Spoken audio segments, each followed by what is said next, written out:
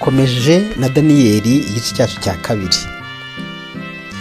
cya karindwi, aho tubona Daniyeli yerekwa inyamaswa enye. Daniyeli rero yahishuriwe uko ubwami bw'isi buzagenda busimburana, ariko binyuze mu mvugo shusho y'inyamaswa enye. Izo nyamaswa rero uko ari enye zose, buri nyamaswa igiye ifite ubwami ihagarariye. Twibuke ko ibyo Daniyeli yabonye mu nzozi bihwanye n'igishushanyo umwami Nebukadinezari yarose. Muri Daniyeli igice cya kabiri ni ubutumwa bwisubiyemo, ariko mu buryo butandukanye. Umwami w'igishushanyo kivuga ubwami buzasimburana, Daniyeli wagiye kongera kubibona, abibona noho mu ishusho y'inyamaswa enye. Aho yabonye inyamaswa ya mbere ko ari intare, ikaba yaravugaga ubwami bwa Babuloni bwabaye muri 605 kugeza muri 338 imbere ya Kristo. Inyamaswa yaje ikurikira intare ni idubu. Idubu ni abamedi n'abaperesi. Ubwami bwa Medi n'abaperesi bwabaye muri 339 kugeza muri 331 imbere ya Kristo. Inyamaswa yakurikiyeho ni ingwe y'imitwe ine n'amababa ane, ivuga ubwami bw'Ubugiriki nibwo ihagarariye, bwabaye muri 331 igeze mu 168 imbere ya Kristo. Daniyeli rero yaje kwerekwa indi nyamaswa ya kane iteye ubwoba. Hanyuma y'ibyo nitegereje mu byo neretswe nijoro, mbona inyamaswa ya kane iteye ubwoba y'inyamaboko n'imbaraga byinshi cyane. Yari ifite imikaka minini y'ibyuma iconshomera ibintu irabimenagura, ibisigaye bisiribangisha amajanja yayo. Ariko yari ifite itandukaniro n'izindi nyamaswa zose zayibanjirije, kandi yari ifite amahembe 10. Daniyeli igice cya 7 umurongo wa 7.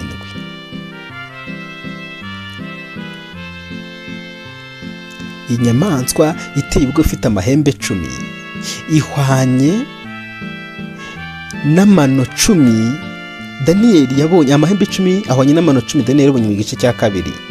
Ndagira ngo twibukiranye ko Daniyeli hawe igisobanuro cya ziriya nyamaswa. Ntabwo ari inyamaswa ziri aho ngaho gusa zitagize icyo zivuze, kuko Daniyeli yatwandikiye aravuga ngo, nyuma negera umwe mu bari bahagaze aho mubaza amashira cy'inyuma y'ibyo byose, arambwira ansobanurira impamvu zabyo. Daniyeli igice cya 7:16 ati, izo nyamaswa uko ari enye nibo bami bane bazaduka mu isi. Daniyeli 7:17.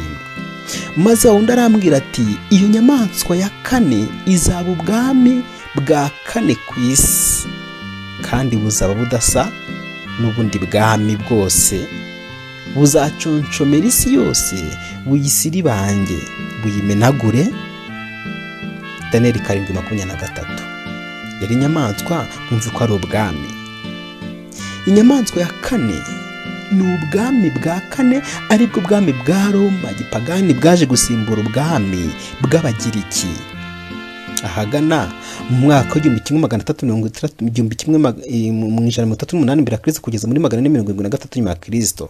Kandi inyamaswa ikaba ifite nayo ibiyiranga byihariye. Inyamaswa ya kane, icya mbere ni isa n'izindi nyamaswa zayibanjirije. Iyi yo ifite ubupolitike, ukongeraho n'iyobokamana religiyo, byose yarabihuje.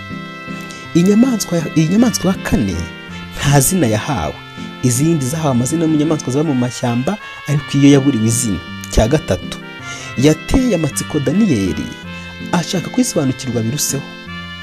Nera ko nifuza kumenya amashira cy'inyuma y'iby'inyamaswa ya kane itasaga n'izindi zose. Yari iteye ubwoba cyane bitavugwa, ifite imikaka y'ibyuma n'inzara z'imiringa, ariyo yaconshomeraga ibintu ikabimenagura, ibisigaye ikabisiribangisha amajanja yayo. Daniyeli 7:19.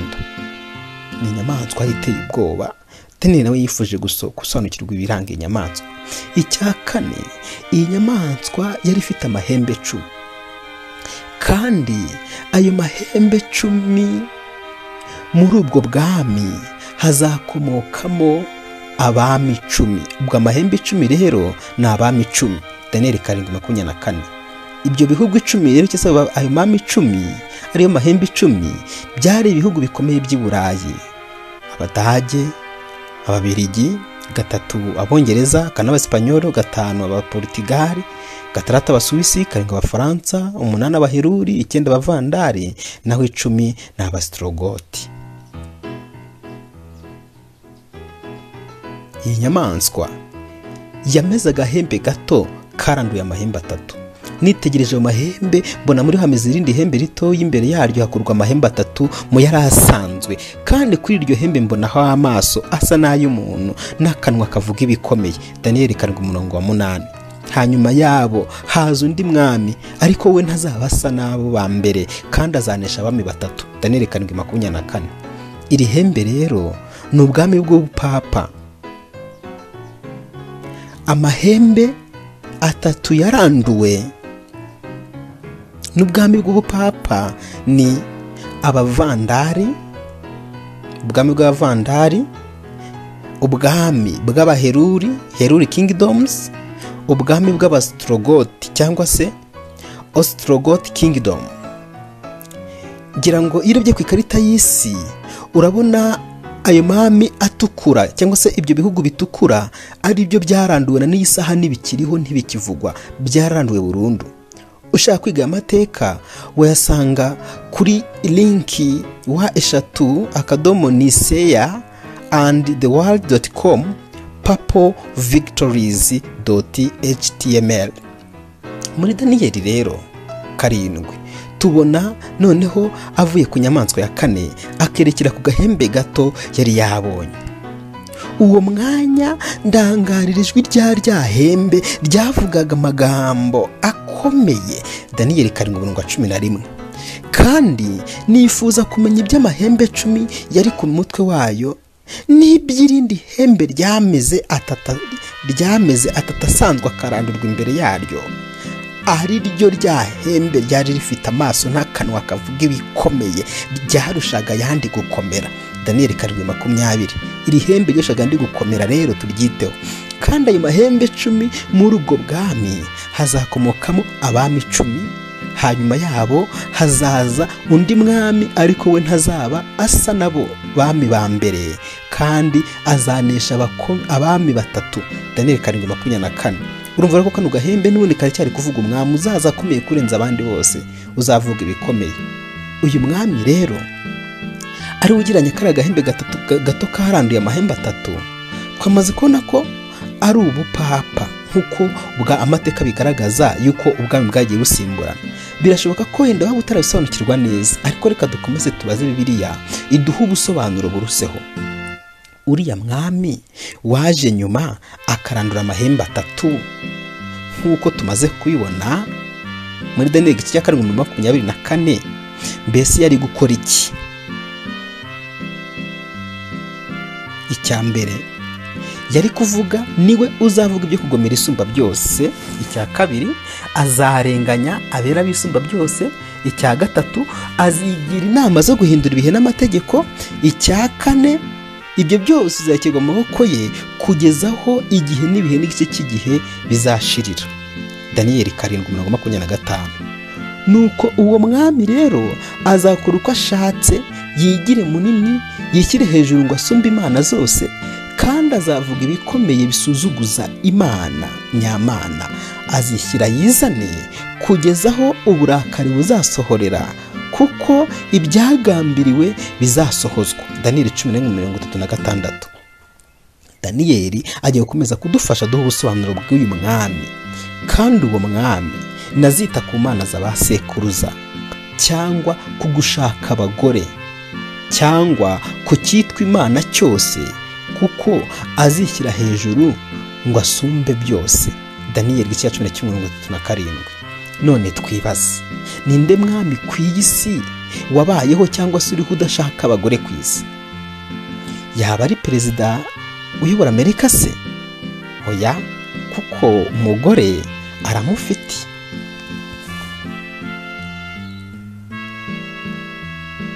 Yaba ari perezida w'Ubufaransa se? Oya, nawe umugore aramufite. Yaba ari perezida w'Uburusiya se? Oya, kuko nawe umugore aramufite. None se yaba ari perezida w'Ubushinwa? Oya, nawe umugore aramufite.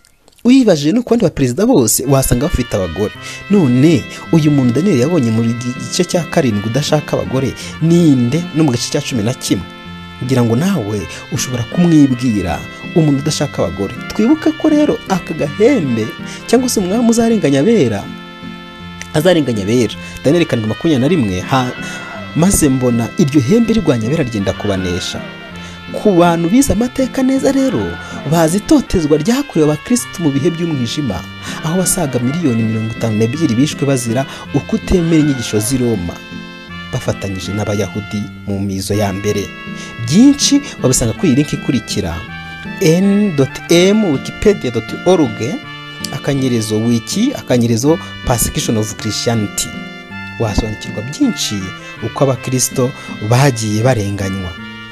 Ndetse iyo usomye ikinyamakuru Reuters tubona Papa Francis asaba imbabazi ku karengane itorero Gatolika ryakoreye abakirisitu. Ngira ngo iyi nkuru ni inkuru yo mu mwaka wa 2016 cyangwa 2015 gutyo. Nanone kandi Papa mubanjirije nkuko inkuru dukesha ikinyamakuru The Guardian kibivuga mu 2000 nawe yasabye imbabazi itorero, yasabye imbabazi si n'abakristo kwitotezwa direnga imyaka 2000 itorero Gatolika ryakoreye abantu cyangwa abakristo muri rusange. Ngira ngo rero ibi byerekana ko iryo hembe cyangwa umwami yagomba kurenganya abera. Ikindi Daniyeli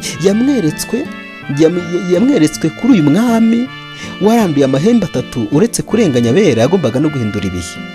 Niwe uzavuga ibyo kugomera isumba byose kandi azarenganya abera bisumba byose. Azigira inama zo guhindura ibihe n'amategeko kandi bizakirwa amaboko ye kugeza igihe n'ibihe n'igice cy'igihe bizashirira. Daniyeli 7:25. Uyu mwami yagombaga guhindura ibihe. Ngira ngo murabizi ko kalendari turi gukoresha ubu yahinduwe na Papa Gregoire mu 1582 aho ageze ku itariki 4 agataruka kahita ajya ku itariki 15. Papa Gregoire wabikoze.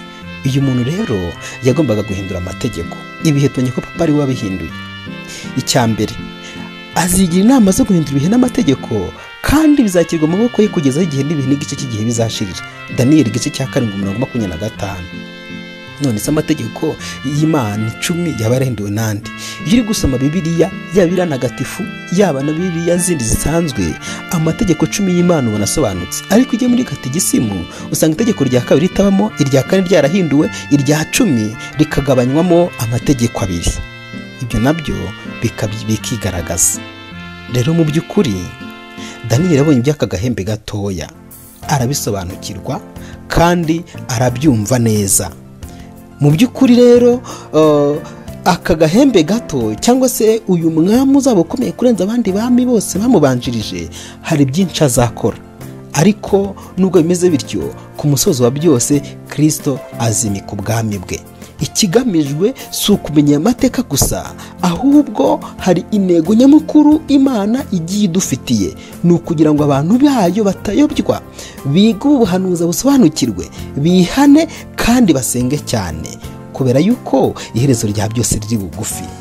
Rero umwami Imana kurinde, umwami Imana kwambika imbaraga, umwami Imana agufashe mu izina rya Yesu Kristo. Amen.